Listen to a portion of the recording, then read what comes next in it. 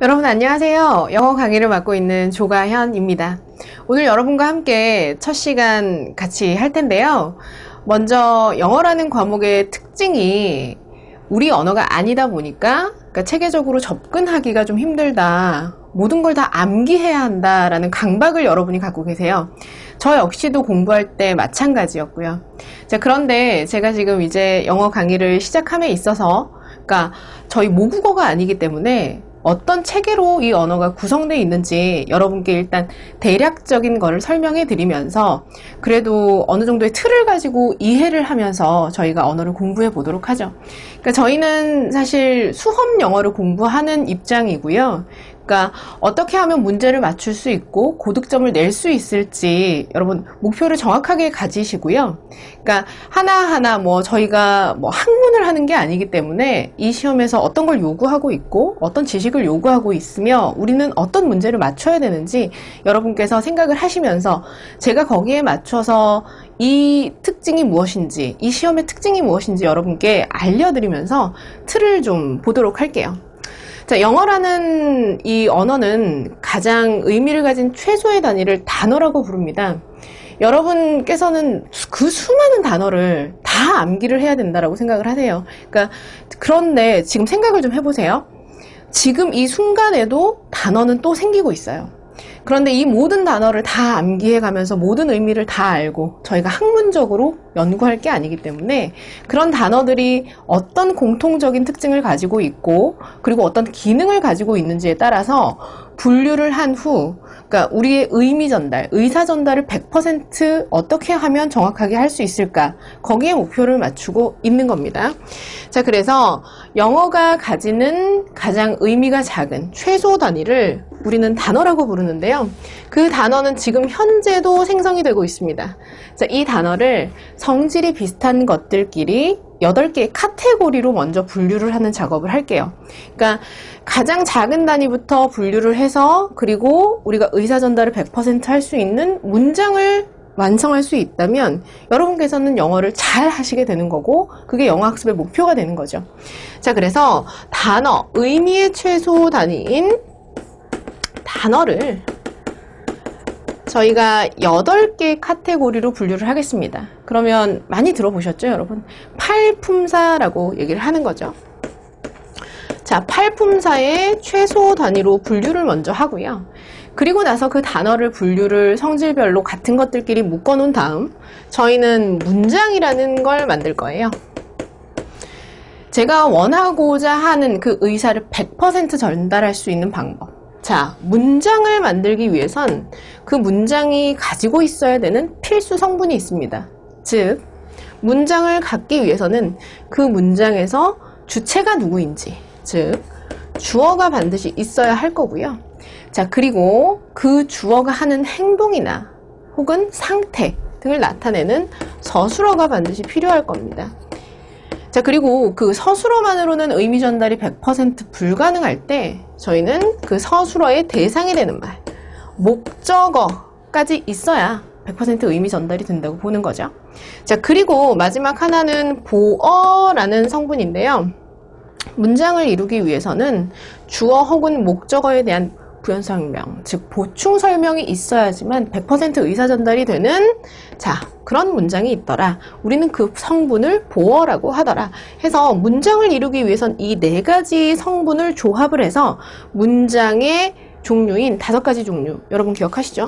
5형식, 1, 2, 3, 4, 5 형식의 문장을 만드시면 저희는 이 자리에 단어를 끼워 넣어서 내 의사를 100% 전달할 수 있으면 영어의 틀은 완성이 되는 겁니다. 여러분께서 단어 정말 어렵다. 접근 자체가 어렵다. 의미를 알아야 뭘 하지. 저도 그렇게 생각을 했고요.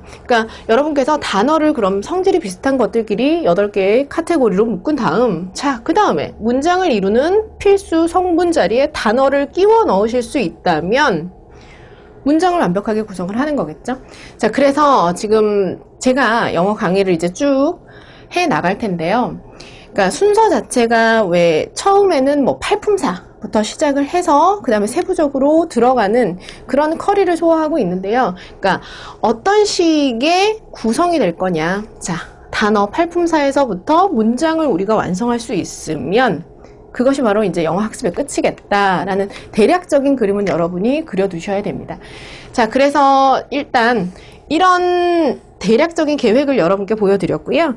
그러니까 1번이 저희가 그렇다면 그 단어의 8개의 카테고리는 어떻게 묶일 거냐, 공통적인 성질이 어떤 것들이냐, 먼저 팔품사론부터 살펴보도록 할게요. 자, 팔품사론이라는 건 방금 여러분께 말씀을 드렸던 것처럼 영어의 최소 단위인 단어를 성질별로 분류한 겁니다.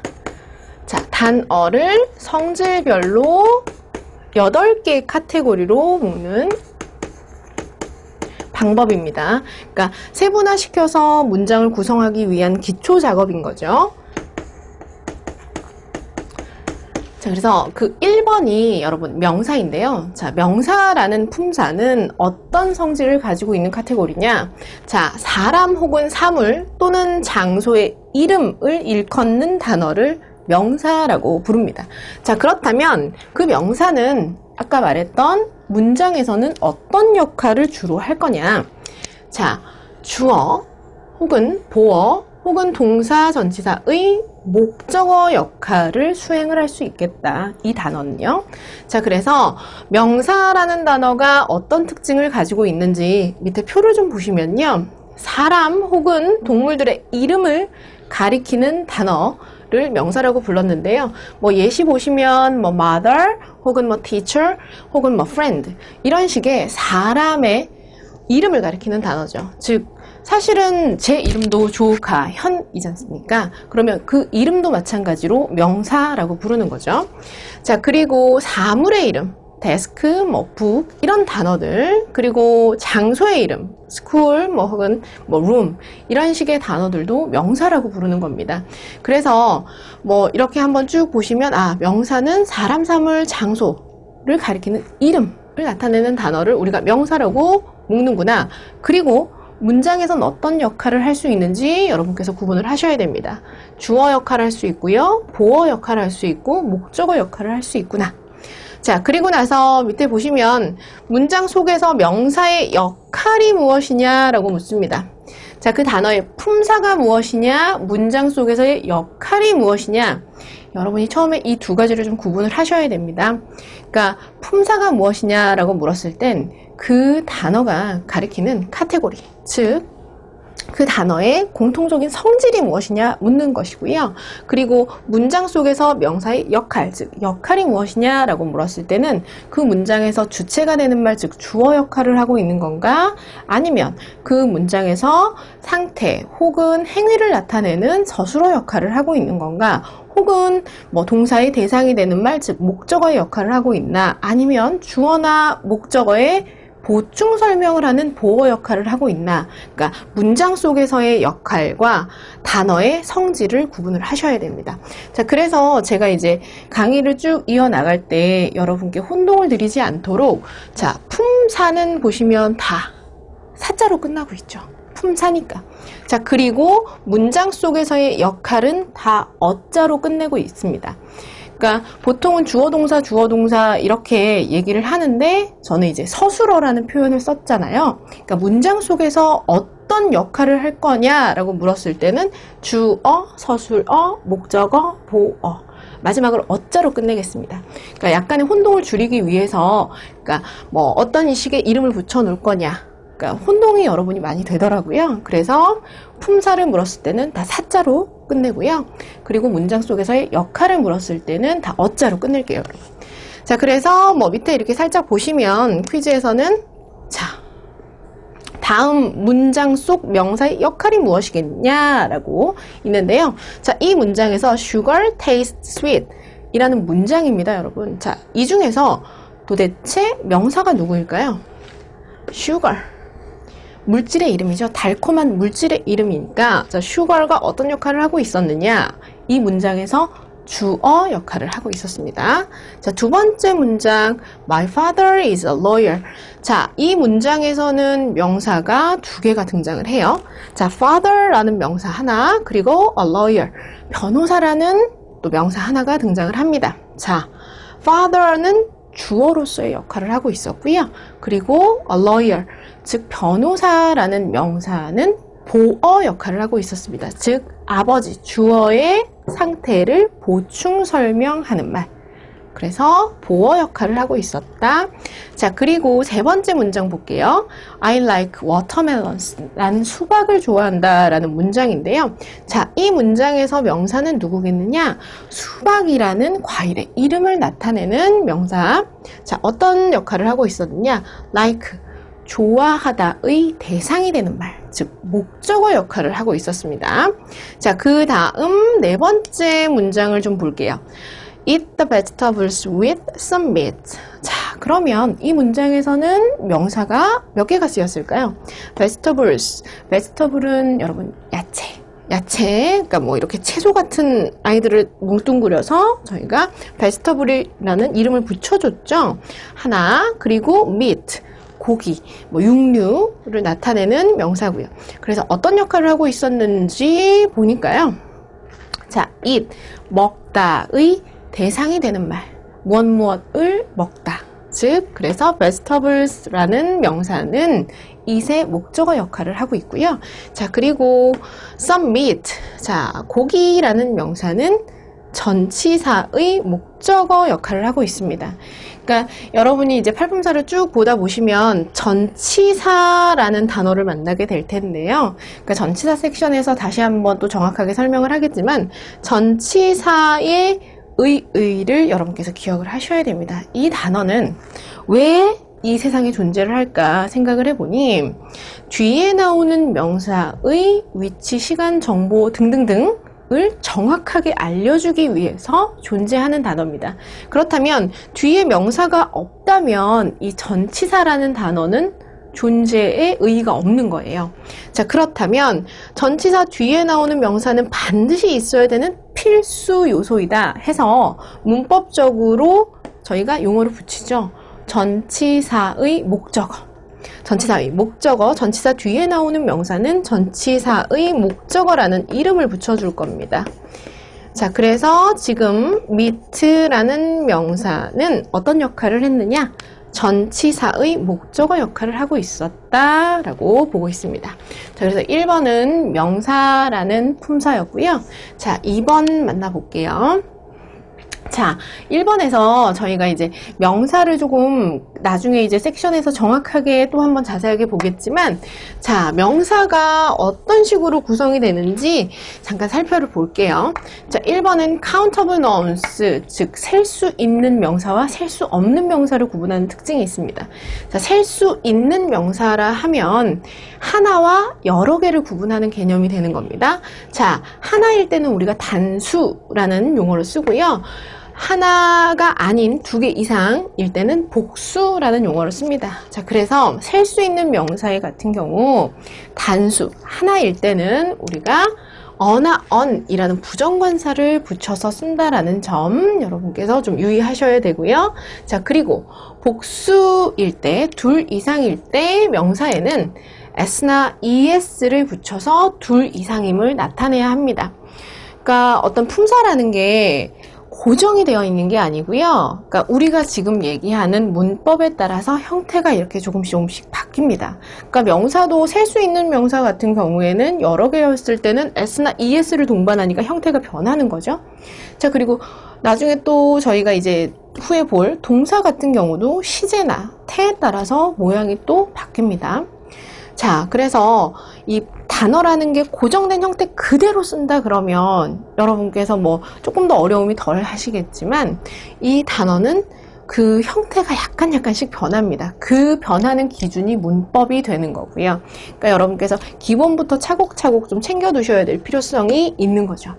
자, 그래서 밑에 이제 룰을 좀 보시면 그렇다면 자, 복수를 표현할 때 s나 es를 뭐 막 붙이는가 기준이 있겠죠.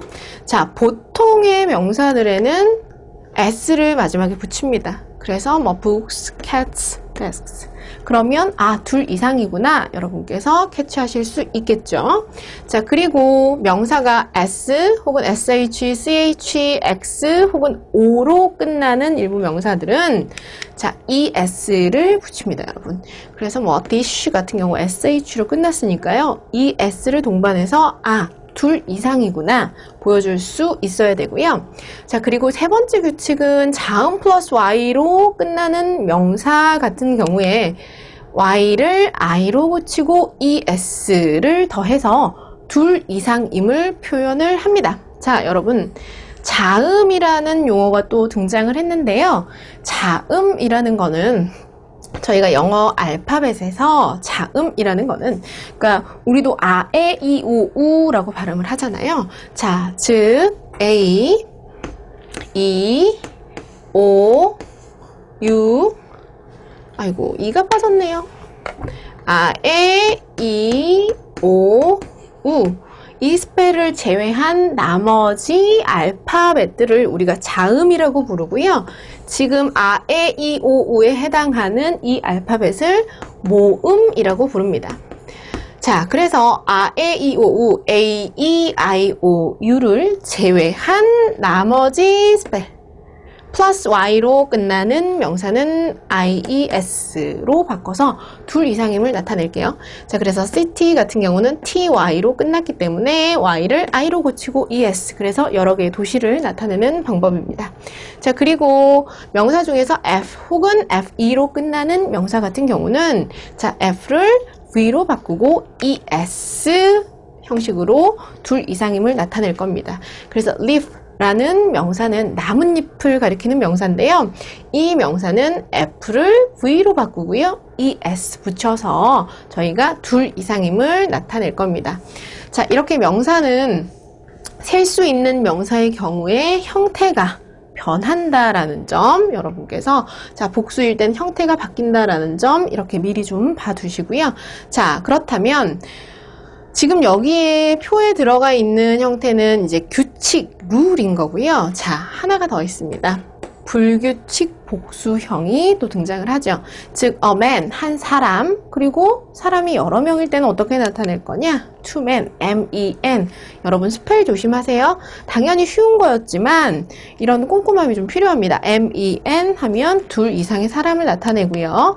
foot은 발입니다, 발. 근데 a foot 했으면 발 한 개, 발 한쪽이죠. 자, 그런데 두 발 했을 경우는 F-E-E-T, 스펠 조심하시고요. 뭐 tooth, 치아, 뭐 women, three women 뭐 이렇게 바뀌는 경우, mouse, mice, 그리고 child, children 이렇게 바뀌는 경우들이 또 불규칙으로 따로 분류가 됩니다. 여러분께서 이제 계속 만나보실 테지만 이런 식의 명사의 변형들 여러분께서 미리 좀 챙겨 두시고요. 자, 두 번째, 그렇다면 셀 수 있는 명사가 등장을 했으니 셀 수 없는 명사는 또 어떤 명사들이 있겠느냐? 자, 셀 수 없는 명사는 그러면 영원히 셀 수가 없겠느냐? 아니죠, 여러분. 자, 셀 수 없는 명사 같은 경우는 저희가 어떻게 구분을 하냐면, 그러니까 분리해서 하나, 둘, 셋을 셀 수 없는 경우를 얘기합니다. 그러니까 형태가 달라지는 애들. 자, 그런 애들로 우리는 뭐 paper, 뭐 물질 명사라고 해서 하나의 형태가 고정돼 있어서 분리해서 셀 수 없는 명사들이 또 있고요. 자, 그래서 이렇게 뭐 액체류들, 뭐 기체류들 같은 경우엔 어떤 식으로 세겠느냐? 단위 명사라는 걸 붙여서 또 세겠다라는 방법이 있습니다. 여러분 뒤에 가서 보시겠지만 a piece of, 조각은 셀 수 있다라는 단위 명사예요. 그래서 a piece of paper, 종이 한 장 이런 식으로 뒤에도 나열이 되고요. 자, 그리고 항상 짝을 이뤄서 복수로 쓰이는 명사들이 있습니다. 그러니까 예를 들어서 안경 같은 경우는 두 개잖아요. 자, 그럴 때는 a pair of 뭐 glasses 이렇게 쓰이는 경우죠. 한번 보시면 이런 뭐 scissors 같은 경우도 칼날이 두 개니까 항상 복수로 쓰이고 이렇게 짝을 이뤄서 쓰입니다. 그래서 뭐 셀 수 없는 명사, 셀 수 있는 명사의 특징이 있구나 한번 보시면 되고요. 자, 그리고 두 번째 품사는 대명사라는 품사입니다. 자, 1번에서 저희가 명사를 봤습니다. 사람, 사물 혹은 뭐 장소, 추상적인 아이디어에 이름을 붙여 놓은 단어를 명사라고 불렀고요. 자, 두 번째 대명사라는 단어는 명사를 대신하는 말입니다. 자, 명사를 대신하는 단어예요. 자, 그렇다면 이 명사를 대신하는 단어도 형태가 고정이 돼 있으면 참 편할 텐데요. 이 대명사라는 단어도 역시 형태가 바뀝니다. 자, 어떤 거에 따라서 바뀌느냐? 자, 그 대명사가 문장에서 주어 자리에 들어갔을 때냐, 혹은 목적어 자리에 들어갔을 때냐, 이 두 개에 따라서 또 모양이 바뀌고요. 자, 그리고 또 대명사의 또 특이한 형태인 소유격이라는 대명사가 있습니다. 자, 뭐 소유를 나타내서 명사를 수식하는 한정사의 한 종류인데요. 그때도 역시나 뭐 이 격에 따라서 바뀌는 모양을 보여줍니다. 자, 이 표는요, 여러분, 일단 1번은 자, person, 즉 사람의 이름을 나타내는 명사를 대신하는 경우를 보여줍니다. 자, 그래서 자, 첫 번째 섹션은 역시나 단수, 즉 한 명일 때. 자, 그리고 두 번째 섹션은 복수, 여러 명일 때에 따라서 모양이 또 바뀌고 있다는 걸 여러분께 보여드리는 겁니다. 자, 인칭을 구분하는 게 지금 새로 지금 기둥에 나오는데요. 자, 인칭이라는 개념도 여러분께 설명을 드리고 갈게요. 자, 여기서 인칭이라는 것은 지금 제가 여러분께 이야기를 하고 있잖아요. 말을 하는 사람 1인칭이고요. 그리고 이 말을 듣는 청자, 여러분은 2인칭입니다. 자, 그런데 말을 하고 듣고 이 두 사람을 뺀 나머지는 저희가 3인칭이라고 부르고 있습니다. 그래서 화자는 1인칭, 그리고 청자는 2인칭, 그리고 나머지는 3인칭이라고 구분을 할게요. 자, 그래서 1인칭인 경우는 제가 지금 말하고 있으니까 나라고 표현을 하고, 저는요, 여러분, 조가연이라는 이름이 있습니다. 자, 그 이름을 대신해서 조가연이가 이렇게 얘기하는 것보다는 내가 라고 얘기하는 표현이 덜 닭살스럽잖아요. 그러니까 보통 자기 이름을 부르면서 이렇게 그러니까 말을 하는 경우는 조금 저는 닭살스럽더라고요. 그래서 내 이름 대신에, 자, 내 이름을 대신하는 말 I, 나는, 즉 문장에서 주체가 되는 말, 즉 주어 자리에 들어갈 때는 나는 이라는 단어로서 I라는 대명사를 쓸게요. 자, 그리고 여러분은 저를 좋아합니다 라는 말을 하고 싶어요. 표현을 하고 싶어요. 그럴 때는 우리가 좋아하다의 대상이 되는 말, 즉 목적어 자리에 이 1인칭이 들어갔을 때는 어떤 단어를 쓰겠느냐? 자, 오브젝트에는, 즉 목적어에는 me라는 대명사를 쓸 겁니다. 그러니까 여러분 다 보셨을 거예요. I, my, me, mine 해서 뭐 중학교 때부터 여러분 다 보셨을 단어지만 이런 것도 일단 기본적으로 좀 다 하나씩 체크를 해가면, 자, 2인칭 여러분, you, 당신 할 때는 you라는 단어를 쓰고요. 그리고 목적어 자리에 들어갔을 때도 같은 you를 씁니다. 달라지지 않아요. 자, 그리고 듣는 사람, 말하는 사람, 즉 1인칭, 2인칭을 제외한 나머지 3인칭을 가리킬 때, 자, 단수입니다. 지금은 단수. 남성일 때는 주어 자리에 들어갔을 때는 he라는 대명사를 쓰고요. 목적어 자리에 들어갔을 때는 him이라는 대명사를 쓰겠습니다. 자, 그리고 여성입니다. 3인칭 단수 여성을 나타낼 때는 she, 주어 자리입니다, 여러분. 그리고 목적어 자리에 들어갔을 때는 her. 자, 그리고 it이라는 단어는요, 그러니까 보통 뭐 강아지라든가 아니면 3인칭인데 좀 딱히 이렇게 생명체인데 지칭하기 어려운 경우에 저희가 it이라는 대명사를 씁니다. 자, 그래서 주격 it, 목적격 it 둘은 달라지는 게 없네요. 자, 달라지는 아이들 좀 여러분이 보시고 기본부터 좀 확인해 가면서 넘어가시면 좋을 것 같아요. 자, 이번에는 복수, 즉 둘 이상인 사람을 나타내는 대명사를 보겠습니다. 자, we라는 대명사는 우리들이란 대명사잖아요. 자, we는 특징이 저를 포함하는, 즉 1인칭을 포함하는 여러 명을 가리킬 때 we라는 대명사를 씁니다. 왜냐하면 우리라는 한국말로 번역을 했을 때 우리라는 뜻이니까요. 그래서 1인칭, 즉 I를 포함하는 여러 명을 얘기를 하는 겁니다. 자, 그런데 목적어 자리에 이 대명사가 들어갔을 때는 us라는 대명사로 바뀌고요. 자, 2인칭 복수 형태를 좀 보시죠. 2인칭 단수와 형태를 같이 씁니다. 그래서 당신, 자, 2인칭 단수일 때도 you, 그리고 여러분, 2인칭 복수일 때도 you라는 대명사를 씁니다. 자, 그리고 3인칭 복수 대명사는 그들 이라는 대명사인 they, 그리고 목적어 자리에 들어갔을 땐 them. 그래서 이렇게 쉬운 대명사의 형태지만 주어 자리에 들어가느냐, 그리고 단수이냐 복수이냐에 따라서 형태가 달라진다는 점 여러분 기억을 하시고요. 자, 그리고 두 번째는 대명사의 좀 특수한 형태인 소유격 대명사를 여러분과 함께 볼게요. 자, 소유격이라는 거는 명사 앞에 붙어서 그 명사의 소유 상태를 나타내주는 한정사입니다. 그러니까 수식을 하는 역할과 비슷해요. 그러니까 수식이라는 말은 여러분한테 조금 어렵게 다가갈 수도 있는데요. 수식이 한다, 뭐 명사를 수식한다, 동사를 수식한다, 계속 제가 이 용어를 쓸 텐데요.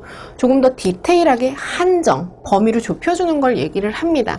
즉 예를 들어서 소녀, 사람의 이름을 나타내는 단어죠.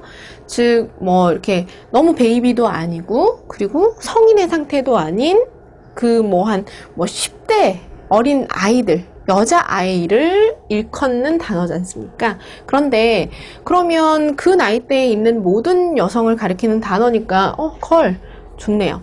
자, 그런데 제가 이 앞에다가 pretty라는 단어를 붙일게요. pretty는 예쁜이잖아요. 그렇다면 pretty라는 단어가 걸 앞에 붙어서 좀 더 디테일하게 범위를 한정해주는 역할을 하는 겁니다. 이게 바로 수식이에요, 여러분. 그러니까 이때 이 수식이라는 단어를 여러분께서 좀 기억을 하시고, 용어를 좀 기억을 하시고, possessive, 즉 소유격도 마찬가지입니다. bag이라는 명사가 있는데요. 가방이라는 명사가 있는데 그 앞에 제가 my라는 소유격 대명사를 붙일 겁니다. 그렇다면 내 가방으로 한정이 되는 겁니다. 조금 더 디테일하게. 자, 그런 역할을 하는 대명사입니다. 이 대명사는 소유의 상태를 나타내주면서 명사를 수식할 수 있는 대명사예요. 자, 그래서 밑에 또 형태가 달라집니다. 어떻게 달라지는지 좀 보시면, 자, 1인칭인지 2인칭인지 3인칭인지 인칭에 따라서 모양 변할 거고요.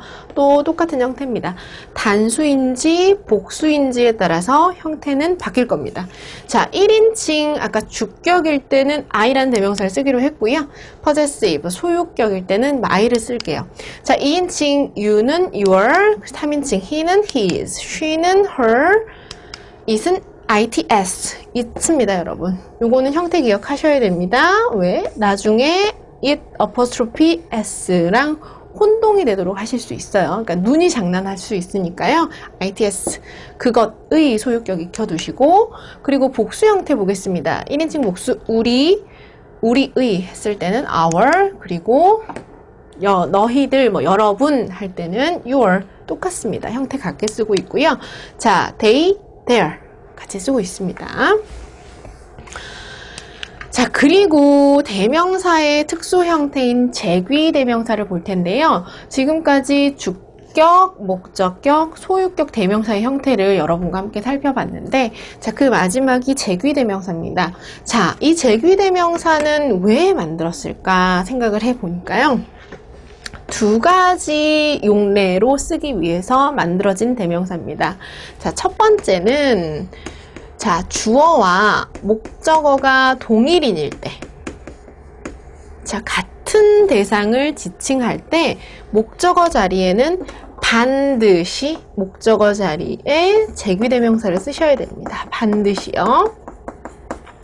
그래야 의미상으로 혼동이 없다라고 판단이 돼서 재귀대명사라는 걸 만들었습니다.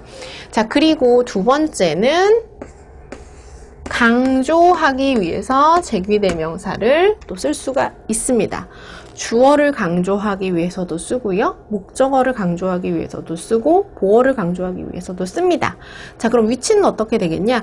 강조하는 말 바로 뒤에 붙을 수도 있고요. 문장 맨 뒤에 붙여서 내가 직접, 여러분이 직접 이라는 뜻으로 강조하기 위해서 하나 더 추가해서 쓸 때도 재귀대명사를 씁니다, 여러분. 자, 이 두 가지 용례에 의해서 재귀대명사를 우리가 만들었는데요. 자, 그렇다면 또 형태가 고정이 되어 있는 게 아니니까 인칭과 수에 따라서 어떻게 바뀌는지 여러분 볼게요. 자, 1인칭. 자, 주격은 I라는 대명사를 쓰기로 했고요. 그리고 재귀대명사는 myself 쓸게요. 자, 그리고 2인칭 단수인 you는 yourself, 그리고 he는 himself, she는 herself, it은 itself. 자, self 붙어 있는 거 여러분 보이시죠? 자, self 붙어 있고요. 자, 그 다음에 복수 볼게요. 자, 1인칭 복수인 we. 자, 거기에 재귀대명사는 ourselves, we-es 를 붙여서 복수임을 나타냅니다. 자, 그런데 여러분 여기서 이제 유의하셔야 될 게 하나가 나오는 겁니다. 지금 2인칭 단수 복수를 계속 같게 썼어요. 그런데 재귀대명사 섹션에서 구분을 합니다. 복수 형태는 we-es, 단수는 self 붙입니다. 자, 그리고 themselves 해서 3인칭 복수 재귀대명사까지 여러분이 형태 보셨고요. 자, 그렇다면 알맞은 재귀대명사는 누가 좋겠느냐? You can find it yourself 하면, 자, 당신은 그것을 발견하실 수 있을 거예요.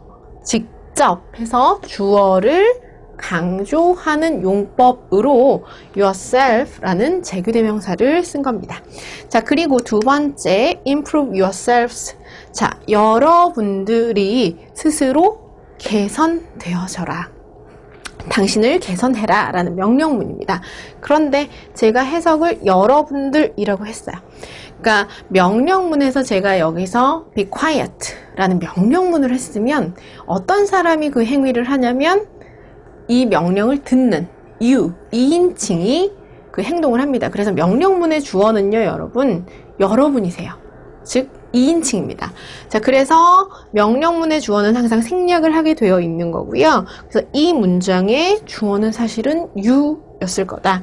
자, 그래서 주어와 생략되어 있는 주어와 그리고 목적어가 동일인이기 때문에 목적어 자리에는 반드시 재귀대명사를 써야 한다. 그래서 improve yourself. 여러분 자신을 개선하세요. 향상시키세요. 라는 명령문이었습니다. 자, 그래서 복수 형태였구나 보셔야 되고요. 자, 그리고 they can take care of themselves. 자, 그들은 take care of, 돌볼 수가 있대요. 그들 자신을. 자, 그래서 주어랑 목적어가 동일인일 때 목적어 자리에 반드시 재귀대명사를 쓰자라고 해서 형태를 같이 보셨습니다. 자, 그리고요, 영어에서 얘기하는 가장 중요한 품사인 동사를 여러분과 함께 대략적으로 좀 살펴볼 텐데요.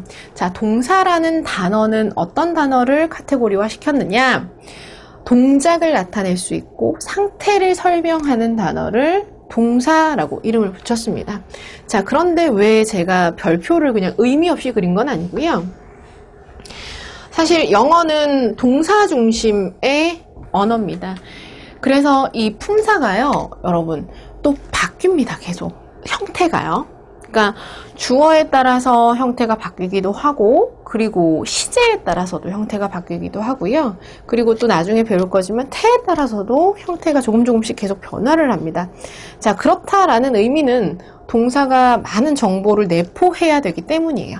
자, 동사라는 단어의 특징은 어떤 공통적인 특징을 갖고 있느냐?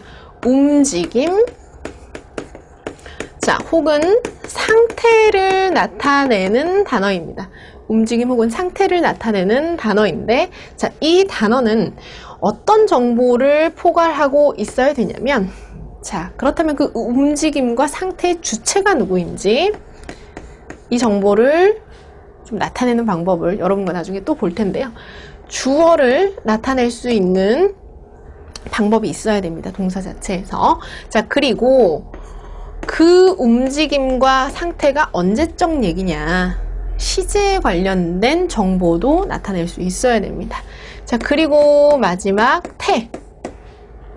태라는 건요, 여러분, 능동태와 수동태가 있는데, 능동태는 주체가 행위를 직접 하는 거고요. 수동태는 주어가 행위를 반대로 당하는 개념입니다. 자, 그래서 주어가 행위를 능동적으로 했느냐, 혹은 주어가 행위를 당했느냐도 이 동사 섹션에서 표현을 하고 있어야 됩니다.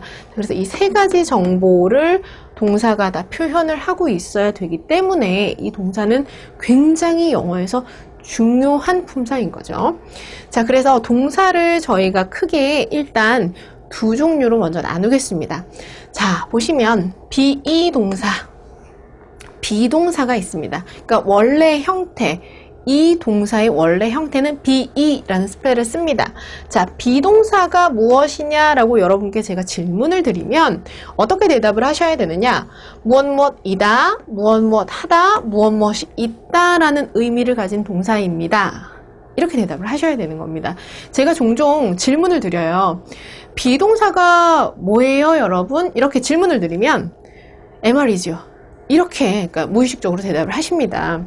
그런데 MRis는 비동사가 주어와 격에 따라서 형태가 변하는 모습이 MRis였어요. 그러니까 형태가 달라지는 변화형을 대답을 하신 게 되는 거고, 비동사가 무엇이냐라는 질문을 받았을 때는 뭐뭐이다, 뭐뭐하다, 무엇이 있다라는 의미를 가진 동사입니다. 라고 대답하는 게 맞습니다, 여러분. 자, 그래서 이 비동사가 원래 형태는 be라는 스펠을 쓰는 거고, 뜻은 무엇이다, 무엇하다, 무엇이 있다라는 의미를 가지고 있습니다. 자, 그런데 be 동사가 어떻게 변신을 하는지는 여러분 알고 계시죠? 자, 주어가 1인칭일 때, 단수일 때는 am이라는 형태로 be가 바뀌고요. 자, 그런데 am이라는 이 비동사를 보시면 제가 여기서 정보 세 가지를 얘기를 하겠습니다. 자, 주어는 1인칭 단수임이 자 나왔고요. 그 다음 두 번째, 그럼 언제적 얘기냐? 과거의 얘기냐? 현재의 얘기냐? 미래의 얘기냐? 자, 시제가 또 표현이 됩니다. am이라는 비동사는 현재 상황을 나타내고 있습니다. 자, 그리고 자, I am 이라는 동사를 보면 주어가 능동이냐 수동이냐도 판단할 수 있어야 돼요. 내가 바로 학생이다. 자, 내가 무엇이다 라는 표현이기 때문에 능동태구나 라는 걸 이 동사에서 세 가지 정보를 다 나타내는 겁니다. 자, 주어, 시제, 태. 주어, 시제, 태 정보를 다 나타내실 수가 있어요. 보시면. 자, 그리고 두 번째, 라는 형태는 주어가 2인칭 단수 혹은 복수, 그리고 3인칭 복수, 1인칭 복수일 때 쓸 수 있는 be 동사의 변형형입니다. 자, 그리고 is, MRis 항상 그렇게 대답을 하시잖아요. 자, is라는 동사는 3인칭 단수일 때 우리는 is라는 be 동사의 변형형을 쓸 겁니다. 그래서 자, be 동사가 어떤 식으로 쓰이는지 여러분 보시면, 자, 비동사의 명사가 이제 합해져서 나는 학생이다. 즉, 주어의 상태를 보충 설명하면서 무엇이다 라는 의미를 가지는 하나의 문장을 구성하는 동사가 되는 겁니다. 자, 그리고 you are smart. smart라는 형용사가 붙어서요, 주어의 상태를 보충 설명하는 보어를 이룰 겁니다. 자, 그리고 she is in Japan. 그녀는 일본에 있다. 라고 장소를 나타내는 전치사구 혹은 부사구들이 들어와서 어디에 있다 라는 표현으로 쓰입니다. 무엇이다, 무엇하다, 무엇이 있다 라는 의미로 쓰일 수 있는 동사가 비동사고요. 자, 밑에 example 보시면 그들은 의사이다. 자, 그녀는 행복하다. 자, 그리고 나는 부엌에 있다 라는 의미로 쓰일 수 있는 동사입니다. 형태 변화를 잘 보시고요. 자, 그리고 비동사를 뺀 나머지 동사를 저희가 일반 동사라고 부를 건데요. 자, 비동사가 무엇이다, 무엇하다, 무엇이 있다라는 의미였다면 일반 동사는 그 비동사를 제외하고 자, 조동사라는 아이가 있는데요. 조동사는 특수한 의미를 가지는 동사이기 때문에 동사라고 저희가 분류는 하지 않습니다. 사실은 조동사는 이 조동사라는 단어도 동사라는 이름을 붙이고는 있지만 동사를 도와주기 위해서 존재하는 단어입니다. 그러니까 뒤에 동사라는 이 품사가 없다면 조동사는 존재할 이유가 없기 때문에 즉 어쨌든 동사라는 이름을 붙이고 있으니 비동사와 조동사를 뺀 나머지 동사를 다 일반 동사라고 부르겠습니다. 즉 예를 들어서 이 일반 동사의 특징은 액션, 즉 행위를 나타내는 단어, 그리고 상태를 나타내는 단어로 요약이 될 겁니다. 즉 eat, 무엇을 먹다. 자, 행위를 보여주고요. sleep, 잠자다. 이런 동사들입니다. 이런 동사들, 그리고 상태를 나타내는 나는 여러분을 좋아합니다. 좋아하다라는 상태를 나타내는 동사들도 일반 동사로 분류를 합니다. 자, 그래서 밑에 보시면 I eat lunch를 먹는데요. 12시에. 그러면 이때 eat이라는 단어는 행위를 나타내는 일반 동사로 분류가 되는 겁니다. no도 마찬가지였고요. 자, 그래서 일단 동사를 두 가지로 분류를 해 보셨는데, 그러니까 이렇게 크게는 비동사와 일반 동사로 나뉘는구나 라는 점 보셔야 되고요. 자, 그리고 형용사라는 단어가 있습니다.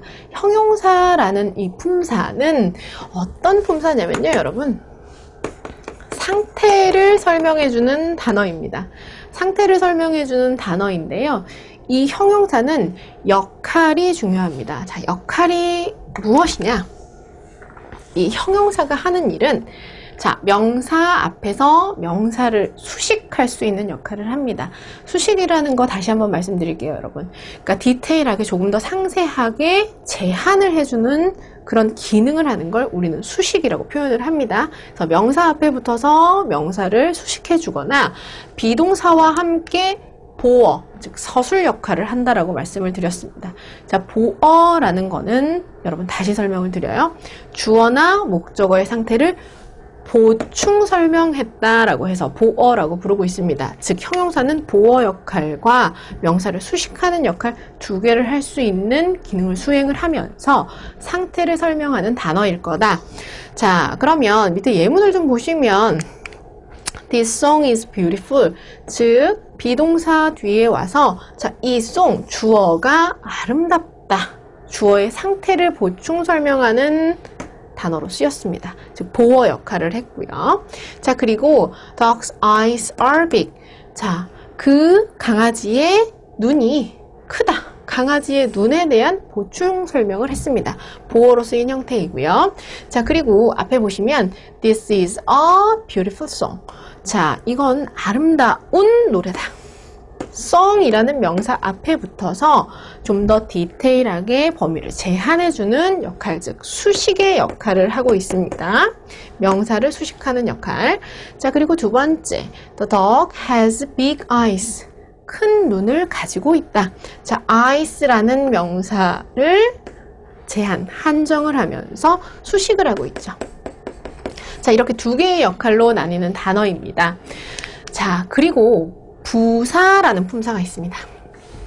자, 부사 역시 상태를 나타내주는 단어인데요. 기능이 형용사와 구분이 좀 돼야 됩니다.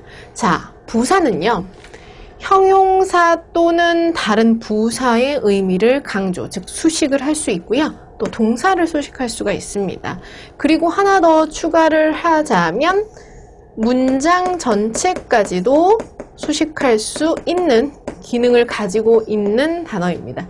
자, 방금 4번에서는 형용사라는 품사를 봤잖아요. 형용사는 명사를 수식할 수 있는 단어고요. 그리고 부사는 그 명사를 뺀 형용사, 부사, 동사, 그리고 문장 전체를 수식할 수 있는 기능을 가진 단어입니다. 자, 그러면 밑에 표를 좀 보시면 It's hot today. 자, really라는 단어가 그럼 누구를 수식할 수 있겠느냐? 자, 함께 볼게요. It's really hot. hot이라는 형용사, 뜨거운 이라는 상태를 나타내는 형용사를 수식할 수 있습니다. 정말 오늘 덥다. 이렇게 뒤에 있는 형용사를 강조하면서 수식을 해주고 있죠. 자, 그리고 두 번째, He runs fast 라는 문장에다 very 라는 부사를 붙여서 어떻게 수식을 할 거냐 보니까 He runs very fast. fast, 빨리 라는 부사를 다시 한번 강조해서 수식하는 개념입니다. 매우 빨리. 자, 그리고 세 번째 동사를 수식하는 경우입니다.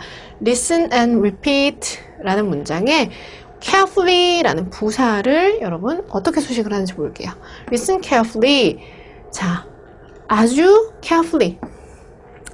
세심하게 들으세요. 그리고 따라하세요. 라는 표현입니다. 그냥 듣는 거 말고요. 듣는 행동을 조금 더 상세하게 제안을 합니다. carefully. 상세하게 들어라 라고 표현을 합니다. 자, 그러면 밑에 example 좀 보시면 This movie is too long and boring. 자, to라는 단어는 long and boring 이라는 형용사를 수식을 합니다. 너무 길고 지루해 라고 강조를 하면서 수식을 하고 있는 표현이고요. 자, 그 다음 She solved the problem so quickly. so라는 단어는 quickly, 빨리 라는 부사를 또 수식을 합니다. 부사 수식을 하고 있고요. 자, 그리고 Could you speak slowly? 자, 조금 더 천천히 얘기해 주실 수 있나요? speak라는 동사를 천천히 라고 제한을 해서 수식을 합니다. 그러니까 여러분, 이 품사라는 거는 뭐 한 번에 딱딱딱딱 나눌 수가 있는 게 아니고요. 여러분이 계속해서 그러니까 문장을 보시고 또 문제풀이도 하시고 독해도 하시고 하다 보면 자연스럽게 좀 터득이 되는 부분도 있고, 그리고 이 한 단어가 한 개의 품사로만 쓰이는 게 아니라 또 여러 개의 품사를 같이 쓰일 수가 있어요. 한 개의 스펠이. 그러니까 너무 다 이렇게 뭔가 이렇게 딱딱 떨어지기를 원하면서 이렇게 공부를 시작을 하시면 그게 오히려 더 어려움에 봉착하실 수 있는 부분이에요. 그러니까 딱딱 떨어지기라기보다는 아, 이런 식으로 단어가 쓰이는구나 보시면 되세요. 일단 처음 시작을 할 때는. 자, 그리고 6번이 전치사라는 품사입니다. 전치사라는 품사는 아까 앞에서도 살짝 말씀을 드렸어요. 이 단어가 왜 존재를 하는지 여러분께서 알고 계셔야 됩니다. 이 전치사라는 단어는요, 저희가 많이 봤어요. 뭐 in, at, on 이런 단어들인데요. 이 단어는 사실 왜 생겼느냐?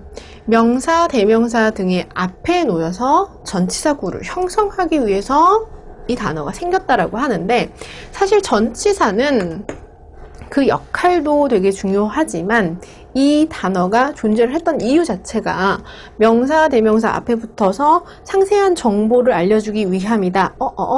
상세한? 그렇다면 디테일, 제가 방금 말씀드렸던 수식하는 역할을 할 거다라는 거를 여러분이 좀 눈치를 채시면 되게 좋을 것 같아요. 자, 수식이라는 역할을 할 거고, 그렇다 보면 수식이라는 거는 점점 더 상세하게 부연 설명을 하는 부분이잖아요. 그렇다 보니까 자, 그것으로 끝나면 돼요, 여러분. 그러니까 상세할 필요 없어요. 뭐, 그러니까 나는 너를 좋아해 라고 끝나면 되는데, 나는 너를 너무 많이 진심으로 좋아해 라고 계속 디테일하게 붙이는 부분은, 자, 문장을 계속 길이를 길게 늘려주고, 또 하나는 디테일하게 설명을 해주는 역할을 하는 겁니다. 이 전치사는 연결, 즉 수식의 역할을 하도록 하기 위해서 만들어낸 단어다라는 걸 여러분이 아시면 될 거예요. 자, 그래서 전치사의 의의를 생각을 해보면 명사, 대명사 등이 앞에 붙어서 좀 더 상세하게 정보를 전달하기 위해서 우리가 존재하는 단어고, 그렇다면 그 전치사 뒤에 명사나 대명사가 없다면 전치사는 존재할 필요가 없다. 즉 명사, 대명사, 전치사 뒤에 있는 명사, 대명사를 아까 문법적인 용어까지 붙였잖아요. 전치사의 목적어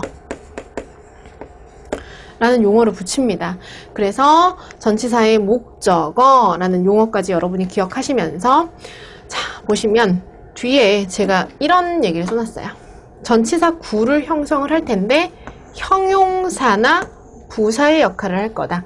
방금 형용사는 명사를 수식하는 역할을 할 수 있고 부사는 명사를 제외한 형용사, 부사, 동사 혹은 문장 전체를 수식하는 역할을 할 수 있다라고 말씀을 드렸습니다. 그런데 이 전치사 구가 어떤 역할을 할 거냐? 형용사 혹은 부사의 역할을 할 수 있을 거다. 즉 수식하는 역할을 할 수 있을 거다라고 말씀을 드립니다.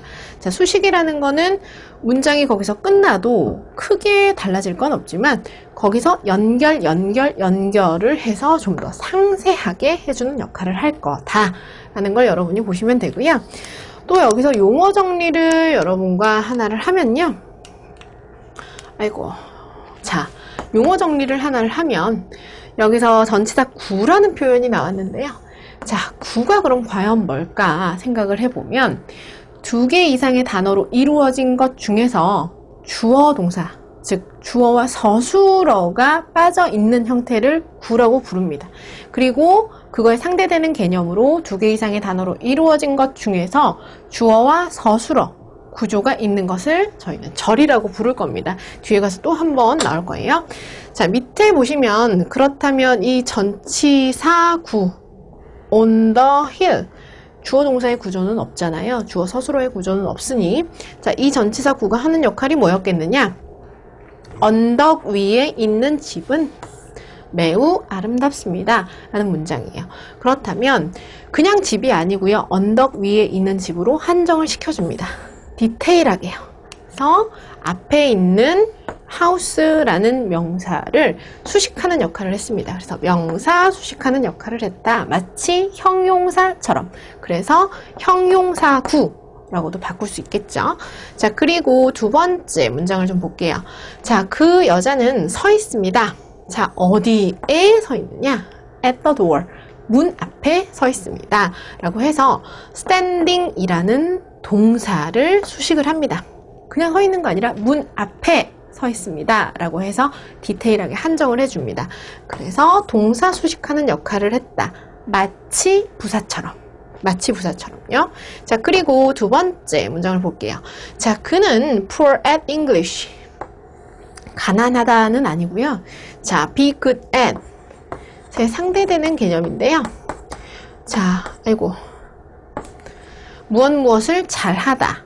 라는 이제 뭐 수거라고도 부르죠. 저희가 무엇을 잘하다, be poor at, 무엇을 못하다 라는 표현입니다. 자, 그는 못해요. 자, 무엇을 못하느냐? English를 잘 못합니다. 즉, 어떤 것을 잘 못하느냐? poor, 무엇을 잘 못하는 이런 형용사를 이 전치사 구가 수식을 하고 있습니다. 자, 그래서 전치사는 사실 여러분이 계속해서 좀 주목을 하셔야 되는 부분이기도 하고요. 이 품사는. 그래서 이 품사의 의미, 특징을 잘 기억을 해 놓으시면 나중에 문장 전체에서 분석을 할 때도 여러분이 되게 유용하게 쓰실 거기 때문에 전치사 섹션은 꼭 정확하게 기억을 해 두셔야 되겠습니다. 자, 그리고 7번 접속사라는 품사인데요. 접속사는 이름에서도 알 수 있듯이 연결을 하는 기능을 가진 단어입니다. 자, 연결을 해주는 단어다. 그래서 저희가 이제 접속사를 생각을 할 때 그럼 다 연결하면 되겠네. 연결하는 기능을 가진 단어 다 접속사라고 부르면 되겠네. 여러분 맞습니다. 자, 그런데 접속사는 제가 종류를 일단 간단하게 분류를 좀 할게요. 1번은 등위 접속사라는 접속사가 있고요. 2번에서는 종속 접속사라는 접속사가 있습니다. 이렇게 두 가지로 구분을 하는 이유는 기능이 조금씩 다르기 때문이에요. 등위 접속사는 연결을 하되 자, 연결을 하되 형태와 품사가 같은 단어와 단어 그리고 방금 말씀드렸던 구와 구 그리고 절과 절을 대등하게 연결을 한다라는 겁니다. 등위라는 이름에서도 알 수 있어요. 위상이 동등한 아이들을 연결하는 기능을 가진 접속사다 라고 불렀습니다. 방금 말씀드렸던 구는 둘 이상의 단어가 합해져서 하나의 품사 역할을 하게 되는 단어의 덩어리를 얘기를 합니다. 자, 그리고 절은 두 개 이상의 단어가 모여져서 주어와 서술어의 구조를 가지는 문장의 일부를 얘기를 합니다. 자, 그래서 등위 접속사는 우리가 제일 많이 볼 수 있는 게 and, but, or 이런 단어는 자, 어떻게 연결하는지 한번 볼게요. Bill is handsome and smart. 자, Bill은 핸섬하다, 잘생겼다, 그리고 스마트하다, 똑똑하다 라고 해서 handsome과 smart라는 형용사, 품사가 같은 두 개의 단어를 연결하고 있습니다. 자, 그리고 자, 두 번째 보시면 we can go there. 우리는 갈 수 있다. by subway, 지하철로, 혹은 by bus, 버스로 라는 전치사가 이끄는 구를 동등하게 연결하고 있습니다. 그래서 만약에 5월이라는 등위 접속사가 쓰였는데 by를 빼고요, 그냥 버스만 연결하실 수는 없으세요. 즉 구와 구를 연결하셔야 되는 겁니다. 등위 기억하셔야 되고요. 자, 그리고 세 번째, he has everything but he is lonely. 그는 모든 것을 가졌다라는 완벽한 문장이 하나가 들어오고요. 자, 그러나 그는 외롭다라는 문장과 문장을 연결하는 기능을 가진 단어가 접속사입니다. 그러니까 등위 접속사도 기억을 하셔야 될 부분이 형태 혹은 품사가 같은 단어와 단어, 구, 절을 연결하는 기능을 가졌다라고 해서 나중에 문법 포인트에서 반드시 또 조심해야 되는 부분이 이제 병렬구조라는 용어가 또 나올 겁니다. 같은 얘기입니다. 형태, 품사가 같은 단어와 단어, 구와 구, 절을 연결했을 때 우리가 형태와 품사를 어떻게 맞춰서 독해를 할 것인가, 혹은 문법적으로 그게 어떻게 해야 병렬구조, 즉 형태, 품사가 같은 아이들을 연결했느냐라는 게 문법 문제로도 등장을 하게 될 거예요.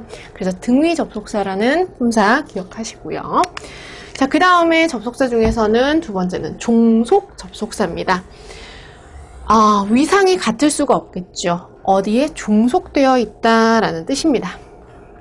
자, 종속 접속사에서는 자, 이게 동등한, 대등하게 연결하는 구조가 아니라 어디에 끼워 들어가는, 종속되어지는 구조를 보여주면서 문장과 문장 혹은 뭐 이렇게 연결을 하는 구조일 거다 해서 자, 1번은 명사절을 이끄는 접속사다라고 했는데요. 제가 용어를 좀 정리를 하면 명사절이다 라고 했으면 두 개 이상의 단어로 이루어진 것 중에서 주어와 서술어의 구조를 갖고 있으되 이 문장의 일부가, 문장이 명사의 역할을 수행할 수 있다라는 그 특징을 설명해 주는 용어입니다. 자, 그런 역할을 하는 접속사가 누가 있겠느냐? that과 whether or if 라는 이 접속사가 있습니다. 자, 명사가 하는 역할을 다 할 수 있으니 주어 역할도 할 수 있고 목적어, 보어 역할을 할 수 있는 접속사입니다. 요거는 나중에 여러분과 함께 더 볼게요. 자, 그리고 whether or if 종속 접속사이고 뭐뭐인지 아닌지의 뜻으로 명사절을 이끌 수 있다. 즉 주어, 목적어, 보어 역할을 할 수 있는 절이 되겠다. 자, 그리고 자, 세 번째를 좀 보시면 부사절을 이끄는 접속사다. 용어만 여러분이 조금 기억하시면 되세요. 부사절이라는 거는 또 이름에서 알 수 있듯이 주어와 서술어의 구조를 가지는 두 개 이상의 단어로 이루어진 문장이 부사 역할을 하는 겁니다. 즉 동사도 서술하실 수 있고 형용사도 서술할 수 있고 부사도 서술할 수 있고요. 그리고 문장 전체를 수식할 수 있는 기능을 가질 수 있도록 이 접속사라는 아이가 만들어준답니다. 자, 그런데 이 부사의 특징을 좀 살펴보시면 이유, 조건, 그리고 시간, 나타내는 의미를 가진 경우가 많다라는 거죠. 그래서 이렇게 세분화를 했습니다. 자, 시간의 이 의미를 가지는 접속사들. 자, 내가 어렸을 때 예뻤다. 뭐 이런 식으로 내가 뭐뭐 했을 때 라고 한정을 지으면서 문장 전체를 수식하는 경우, 뭐 when, 뭐 before, after 이런 접속사들이 시간의 의미로서 부사처럼 그 문장을 만들어준다는 거죠. 자, 그래서 뭐 because도 있고요, 뭐 if도 있고요. 요거는 또 이제 저희가 지금은 개괄적으로 보고 있지만 이제 상세하게 저희 이제 커리에서 살펴볼 수 있으니까요. 아, 이런 식의 접속사가 있구나 라고 보시면 되겠습니다. 자, 그리고 8번이 감탄사인데요. 8번 감탄사 같은 경우는 독립어기 때문에 제일 마지막에 위치를 하고 oops 이런 단어들을 분류를 합니다. 그래서 뭐 문법적으로는 어차피 독립어기 때문에 여러분께 뭐 딱히 뭐 강조해서 드릴 말씀은 없고요. 지금 1번부터 7번까지 이런 단어의 카테고리가 있었고, 이런 단어들이 성질을 어떤 걸 띠고 있고, 그리고 이 형태가 고정이 되어 있는 것이 아니라 약간씩 변할 수 있다라는 것 정도를 여러분께서 좀 머리에 정돈을 해서 넣어두시면 일단 단어를 카테고리로 분류를 할 수 있다, 해야 한다 라는 것만 머리에 좀 넣어두시면 그 이후의 작업은 조금 쉬워지실 수 있으세요. 왜냐하면 문장을 완벽하게 내 의사를 100% 전달할 수 있다면 영어는 끝나는 거니까요.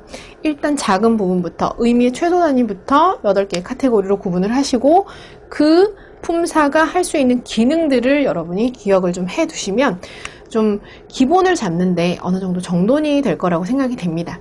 자, 지금까지는 이제 영어의 가장 기본 단어를 성질별로 분류해서 8품사로 나눠보는 걸 여러분과 함께 살펴봤습니다.